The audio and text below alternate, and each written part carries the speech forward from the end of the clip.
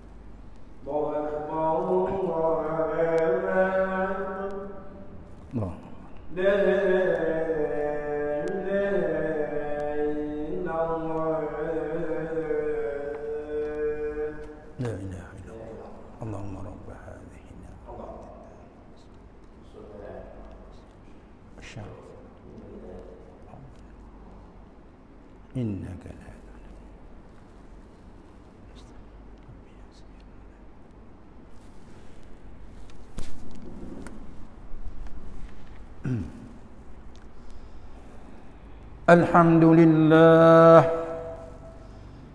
alhamdulillahil qail, summa kuli min kulli samarati fasluki subula rabbiki zulula yakhruju min butuniha syarabun mukhtalifun alwanuhu fihi shifaa'un linnas.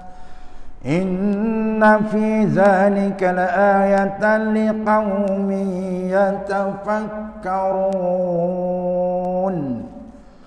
Ashhadu an la ilaha illallah wahdahu la syarika lah wa ashhadu anna Muhammadan abduhu wa rasuluh. Allahumma salli wa sallim ala sayyidina Muhammad wa ala alihi wa ashabihi ajma'in. Amma ba'du, fa ya ibadallah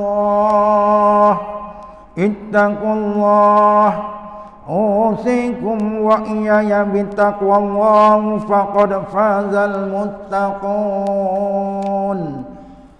Qala Allah ta'ala fi kitabihil aziz, ya ayyuhalladzina amanu ati'ullah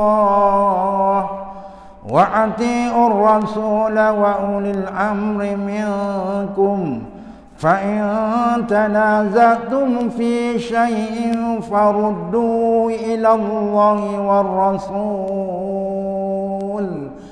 in kuntum tu'minuna billahi wal yawmil akhir, dzalika khairun wa ahsanu ta'wila. Surah An-Nisa ayat 59 bermaksud, wahai orang-orang yang beriman, taatlah kamu kepada Allah dan taatlah kamu kepada Rasulullah dan kepada ulil amri, yakni orang yang berkuasa daripada kalangan kamu. Kemudian jika kamu berbantah-bantah berselisihan di dalam sesuatu perkara, maka hendaklah kamu mengembalikannya kepada kitabullah yakni Al-Quran dan sunnah Rasulnya, jika kamu benar-benar beriman kepada Allah dan hari akhirat, yang demikian adalah lebih baik bagi kamu dan lebih elok pula kesudahannya. Sidang jemaat yang dirahmati Allah sekalian, marilah kita meningkatkan ketakwaan kepada Allah Subhanahu wa taala dengan bersungguh-sungguh melaksanakan segala perintahnya dan meninggalkan segala larangannya. Mudah-mudahan kita mendapat rahmat dan keberkatan hidup di dunia dan di akhirat. Khutbah pada kali ini akan menghuraikan tajuk pencegahan dalam membendung wabak penyakit. Antara nikmat Allah Subhanahu wa taala yang perlu manusia syukuri ialah nikmat kesihatan. Nikmat kesihatan ialah satu nikmat yang amat bernilai dalam kehidupan manusia. Nikmat ini merupakan nikmat yang paling berharga setelah nikmat iman dan nikmat Islam. Nikmat kesihatan. Dengan nikmat kesihatan manusia dapat melakukan amal ibadat dengan baik dan dapat melakukan pelbagai kegiatan dalam kehidupan seharian. Sekiranya nikmat ini tidak dijaga dan dipelihara dengan baik, pastinya akan mendatangkan kesusahan dan kemudaratan kepada manusia. Oleh itu agama Islam amat menitik beratkan soal penjagaan kesihatan dengan meletakkan beberapa ketetapan asas dalam mendempani sesuatu penyakit. Antara ketetapan Islam apabila berhadapan dengan penyakit ialah manusia hendaklah berikhtiar mencari penawar dan mendapatkan rawatan yang bersesuaian dengan penyakit yang dihadapinya. Kerana setiap penyakit itu ada penawar yang dijadikan oleh Allah Subhanahu wa taala. Firman Allah Subhanahu wa taala yang dibacakan pada awal khutbah tadi dalam surah An-Nahl ayat 69 yang bermaksud, kemudian makanlah dari segala jenis bunga-bungaan dan buah-buahan yang engkau sukai, serta turutlah jalan-jalan peraturan Tuhanmu yang diilhamkan dan dimudahkannya kepadamu. Dengan itu akan keluarlah dari dalam badannya minuman, yakni madu, yang berlainan warnanya, yang mengandungi penawar bagi manusia dari berbagai-bagai penyakit. Sesungguhnya pada yang demikian itu ada tanda yang membuktikan kemurahan Allah bagi orang-orang yang mahu berfikir. Ma'asyiral muslimin rahimakumullah. Selain itu, apabila berhadapan dengan wabak penyakit ini, amatlah umat Islam juga dituntut untuk melakukan tindakan-tindakan pencegahan yang sewajarnya, agar sesuatu wabak penyakit itu tidak menjangkiti orang lain. Justru dalam menghadapi wabak penyakit, khususnya wabak COVID-19 yang melanda dunia hari ini, kita hendaklah mematuhi langkah-langkah pencegahan yang disarankan oleh pihak berkuasa dalam mencegah dan membendung penularan wabak penyakit ini. Segala arahan dan nasihat daripada pihak kerajaan hendaklah dipatuhi, kerana segala keputusan pemerintah adalah demi untuk memelihara kemaslahatan rakyat keseluruhannya. Hal ini bertepatan dengan kaedah fiqh yang menyebut tasarruful imami ala ra'iyati manutun bil maslahah, bermaksud ketetapan sesuatu dasar oleh pemerintah ke atas rakyatnya adalah berpaksikan kepada kemaslahatan. Antara langkah pencegahan yang perlu kita patuhi ialah kita perlu bersedia mengambil dan menerima suntikan vaksin sebagai penawar bagi menghindari dan mencegah penularan wabak ini. Hal ini selaras dengan keputusan mesyuarat khas Jawatan Kuasa Muzakarah Majlis Kebangsaan bagi hal ehwal agama Islam Malaysia kali ke-10 yang bersidang pada 3 September 2020 yang telah mengambil ketetapan bahawa hukum penggunaan vaksin COVID-19 adalah harus. Di negeri Johor, Mesyuarat Jawatan Kuasa Fatwa Negeri Johor yang bertarikh 8 Disember 2020 juga telah memutuskan bahawa bagi golongan yang ditetapkan oleh kerajaan untuk mengambil vaksin seperti petugas barisan hadapan, maka hukumnya wajib bagi mereka mengambil vaksin tersebut. Namun sekiranya vaksin tersebut mendatangkan mudarat secara umum dan meluas kepada kesihatan badan dan akal manusia, maka penggunaannya adalah dilarang. Hukum penggunaan vaksin ini juga turut didasari dengan fatwa-fatwa yang telah dikeluarkan oleh badan-badan fatwa yang berkelayakan. Malah negara-negara Islam yang lain juga telah menggunakan vaksin tersebut. Selain itu, sebelum vaksin tersebut diluluskan untuk digunakan, ujian-ujian oleh makmal perubatan juga telah dijalankan untuk menentukan tahap keselamatan dan keberkesanannya. Kerana sekiranya terdapat bahan-bahan yang tidak halal atau terdapat kesan sampingan yang teruk, maka vaksin tersebut sudah pastinya tidak akan diluluskan. Dalam sebuah hadis yang diriwayatkan oleh Al-Imam Muslim bahawasanya baginda Rasulullah sallallahu alaihi wasallam bersabda yang bermaksud, setiap penyakit mempunyai penawar. Apabila penawar menepati penyakit tersebut, nescaya akan sembuh dengan izin Allah.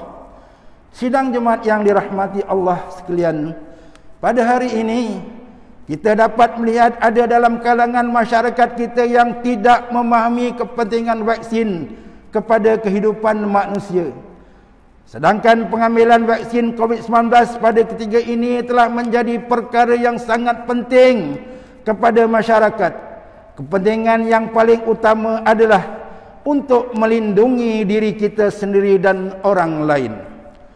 Mereka yang tidak mengambil vaksin ini berkemungkinan mudah untuk mendapat jangkitan, malah dibimbangi juga boleh menyebabkan kehilangan nyawa berbanding mereka yang mengambil vaksin.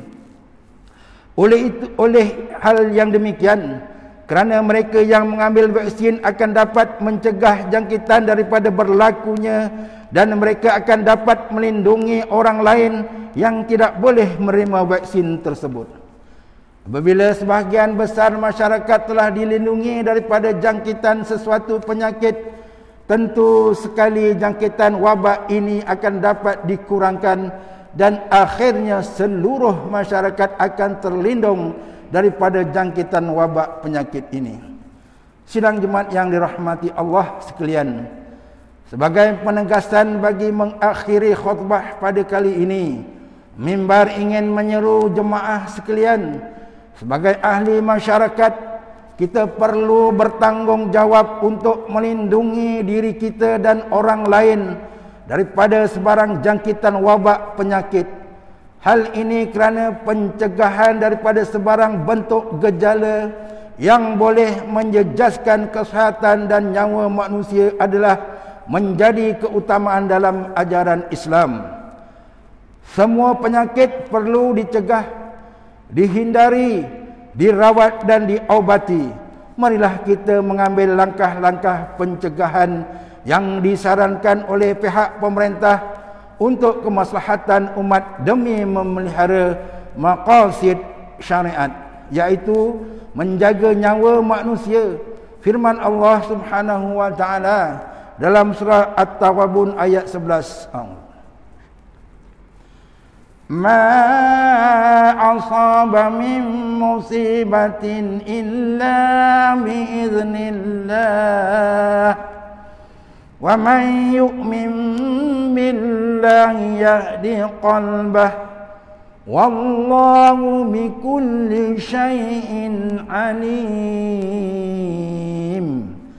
Bermaksud, tidak ada kesusahan atau bala bencana yang menimpa seseorang melainkan dengan izin Allah. Dan sesiapa yang beriman kepada Allah akan memimpin hatinya untuk menerima apa yang telah berlaku itu dengan tenang dan sabar.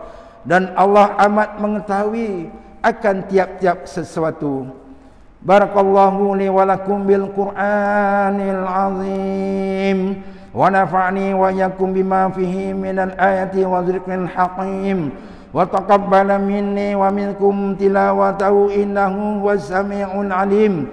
Aqulu qawli hadza wa astaghfirullahal azim li wa lakum wa lisairil muslimina wal muslimat wal mu'minina wal mu'minat fastaghfiruhu fa ya fawzal mustaghfirin wa ya najatat taimin.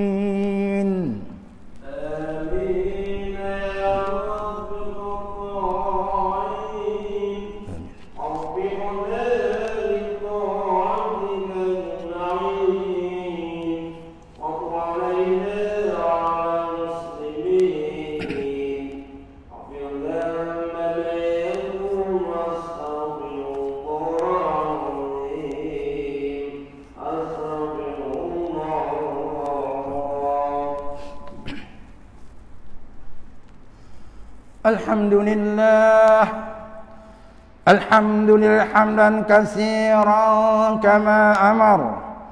Asyhadu an la ilaha illallah wahdahu la syarika lah, iqraran bi rububiyyati wa iraman liman jahada bihi wa kafar. Wa asyhadu anna sayyidana Muhammadan sayyidul bashar. Sallallahu alaihi wasallam ala sayyidina Muhammad wa ala alihi wa sahbihi mattasalan ainun bi nazarin wa udhunum bi khabar. Amma ba'du fa ya ibadallah ittaqullaha fima amar wantahu amma nahakum anhu wa zajar. Wahai hamba Allah, ingatlah bahawa dunia ini adalah tempat tumpangan untuk sementara. Akhirat jualah sebenar-benar tempat yang kekal untuk selama-lamanya.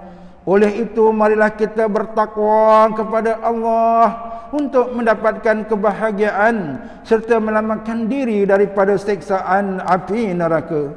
Allah berfirman dalam surah Al-Ahzab ayat 56, Innallaha wa malaikatahu yusalluna 'alan nabi ya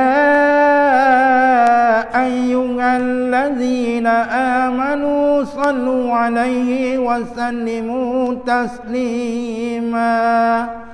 Surah Al-Ahzab ayat 56 bermaksud sesungguhnya Allah dan malaikatnya berselawat memberi segala penghormatan dan kebaikan kepada Nabi Muhammad sallallahu alaihi wasallam. Wahai orang yang beriman, berselawatlah kamu kepadanya serta ucapkanlah salam sejahtera dengan penghormatan yang sepenuhnya. Allahumma salli wa sallim ala sayyidina Muhammad wa ala ali sayyidina wa maulana Muhammad. Marilah kita bermohon kepada Allah Subhanahu wa taala, semoga Allah meridai khalifah-khalifah Rasulullah sallallahu alaihi wasallam, yaitu Sayyiduna Abu Bakr as-Siddiq radhiyallahu anhu, Sayyiduna Umar bin Khattab radhiyallahu an, Sayyiduna Utsman bin Affan radhiyallahu an, dan Sayyiduna Ali bin Abi Thalib radhiyallahu an, dan sahabat-sahabat baginda yang sama-sama berjuang menegakkan agama Allah yang maha suci ini radhiyallahu anhum. Sebenarnya kepada bapa saudara junjungan kita Sayyiduna Hamzah dan Sayyiduna Abbas radhiyallahu anhuma, cucunda baginda Sayyiduna Hasan dan Sayyiduna Husain radhiyallahu anhuma, putri-putri baginda Sayyidatuna Fatimah Az-Zahra dan lain-lainnya radhiyallahu anhun. istri-istri baginda Sayyidatuna Khadijah, Sayyidatuna Aisyah dan lain-lainnya radhiyallahu anhum, kepada sekalian keluarga, sahabat-sahabat, pengikut-pengikut sahabat radhiyallahu anhum, dan yang mengikuti mereka itu dari semasa ke semasa hingga hari kiamat. Allahumma ighfir lil muslimin wal muslimat wal mu'minin wal mu'minat al ahya'i minhum wal amwat. Ya Allah, ampunkanlah sekalian kaum muslimin dan muslimat, mukminin dan mukminat, sama ada yang masih hidup ataupun yang telah meninggal dunia. Ya Allah, pelihara, lindungi, jauhi dan selamatkanlah apa kiranya diri kami ini, zuriat keturunan kami, keluarga kami dan umat Islam keseluruhannya daripada apa jua balak dan bencana, wabak dan penyakit, segala mara bahaya, kesusahan dan keburukan. Ya Allah, kurniakan kemuliaan dan kesejahteraan kepada mereka yang berjihad dan menafkahkan hartanya ke jalan-Mu, seperti pembayar-pembayar zakat, pewakaf-pewakaf yang dan seumpamanya. Ya Allah, peliharakanlah akidah kami yang berlandaskan akidah ahli sunnah wal jamaah, aliran al-Asy'ariyah dan al-Maturidiyah. Ya Allah, kurniakanlah taufik dan hidayah, kekuatan, kesejahteraan dan pertolongan kepada ketua-ketua negara Islam dan raja-rajanya, khasnya kepada Abdakal Harisali Syari Atiq Al-Sultan Ibrahim Ibni Al-Marhum Al-Sultan Iskandar Sultan dan yang dipertuan bagi negeri dan jajahan Ta'ala Johor Darul Takzim, kepada Raja Zarek Sofiah binti Almarhum Sultan Idaisyah Permaisuri Johor, Tengku Ismail Ibni Sultan Ibrahim Tengku Mahkota Johor, dan Cik Puan Besar Khalidah binti Bustamam, paduka putera-putera dan putrinya, kerabat-kerabat diraja dan rakyat sekalian. Allahumma a'izal Islam wal muslimin wahdul kafarata wa muqtadi'i sayyiati wal musyrikin wa kullaman huwa aduwwun lid-din. Allahumma fali umumal muslimin waqdid dani 'anil madinin waqtin khalasal masjunin waj'al hadza balada aminna mutma'inna rahiya wa sa'ira biladil muslimin. Amin ya rabbal alamin. Allahumma aktubis salamata wal afiyata lana wa li'abil hujjati wal uzati wal musafirin fi barika wa bahrika wa jawika min ummati Muhammadin ajma'in. Allahumma adkhilna wa dhurriyyatina wa usulana wa furu'ana al-jannata mal abrar ya aziz ya ghafar ya rabbal alamin. Rabbana hab lana min azwajina wa dhurriyyatina qurrata a'yun waj'alna lil muttaqina imama. Rabbana ighfir lana wa li ikhwanina alladhina sabaquna bil iman wa la taj'al fi qulubina ghillan lil ladzina amanu rabbana innaka ra'ufur rahim. Rabbana atina fid dunya hasanah wa fil akhirati hasanatan wa qina azabannar. Walhamdulillahi rabbil alamin. Ibadallah, inna Allah ya'muru bil 'adli wal ihsan wa ita'i dzil qurba wa yanha 'anil fahsya'i wal munkari wal baghi ya'idzukum la'allakum tadhakkarun. Fadhkurullaha 'azim yadhkurkum washkuru 'ala ni'amihi yazidkum wa la dzikrullahi akbar. Wallahu ya'lamu ma tasna'un. Aqimis shalah.